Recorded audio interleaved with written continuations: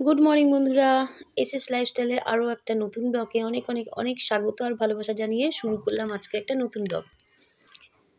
তো দেখতে পাচ্ছ সকালবেলায় গুনগুন হচ্ছে স্কুলে যাওয়ার জন্য পুরো রেডি। তো আগের দিন তো পিকনিক ছিল আর বন্ধুরা উঠতে এত বেলা হয়ে গেছে যে উঠে আমি এত দৌড়দৌড়ি শুরু করে দিয়েছি। আগে তো যাবে হচ্ছে স্কুল, তো তার মধ্যে এত দেরি করে উঠছি যেহেতু আগের দিন পিকনিক ছিল, তো স্বাভাবিক একটু শুতে দেরি হয়ে গেছে অনেক। তো সকালবেলায় উঠে তাড়াতাড়ি করে গুনগুনকে তুললাম, রেডি করলাম, রান্নাবান্না করলাম, ওর টিফিন সমস্ত কিছু করে দিলাম। করে দিয়ে এবার হচ্ছে গুনগুন হচ্ছে স্কুলে যাবে, বুম্বা নিয়ে যাবে। আর বাইরে দাঁড়িয়ে আছি, দেখতে পেলাম গাছে এখনও একটা ফুল আছে। মানে সকালবেলা ফুল তুলেছিলাম, তো ওই ফুলটা একদম উপরে ছিল, দেখতে পাইনি। এমনিতেই তো এখন ফুল ফোটে না তেমন, তো যাই হোক একটা ফুল দেখতে পেলাম বলে তুলে নিলাম। আর এই যে বুম্বা হচ্ছে গুনগুনকে স্কুলে নিয়ে যাবে।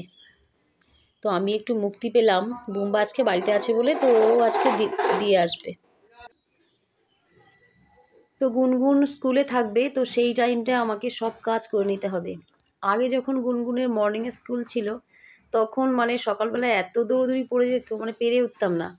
আর এখন ডেতে স্কুলটা হয়ে খুব সুবিধা হয়েছে। গুনগুন যেটুকু টাইম স্কুলে থাকবে সেই টাইমটা আমি সমস্ত কাজবাজ কমপ্লিট করে নেব। রান্না বান্না, গোপালের ভোগ দেওয়া, বাসন মাজা, যা কাজ আছে সব কাজ করে নেব।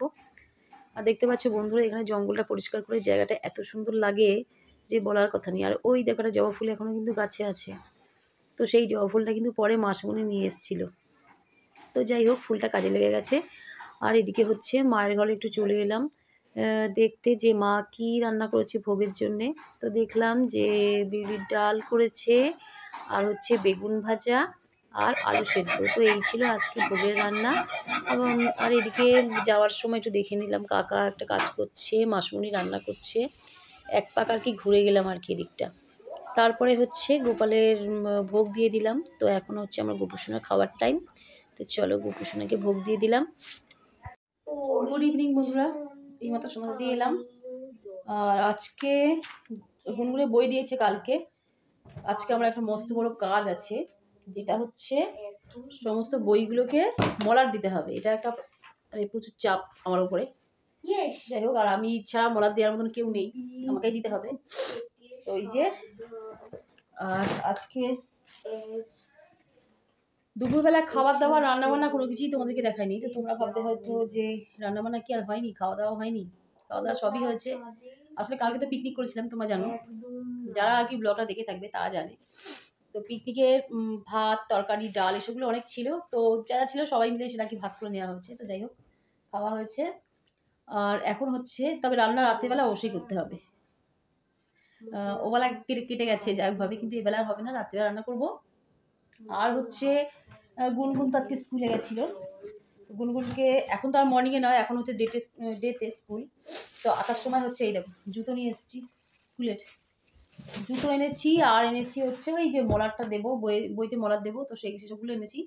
আর ঘরে একটা জিনিস খুঁজে পেয়েছি। মলারটা দে। কি হয়েছে, কি পেয়েছিস? এই যে দেখাবে, সাদা রঙের এনেছি মলারটা। এটা কি বই সেটা দেখা যাবে, লেখা থাকবে। কি হয়েছে? ও, শ্রী শ্রী হনুমান চালিসা। ছোট একটা এইটুকু একটা বই বজরংবলীর, ওটা যেন আমার ব্যাগের মধ্যে ভরে রাখিস না। আর এইগুলো হচ্ছে, এই যে এগুলো হচ্ছে সব পুরোনো বই, এগুলোকে তুলে রাখবো, ওই যে বাংকারের উপর তুলে রেখে দেবো।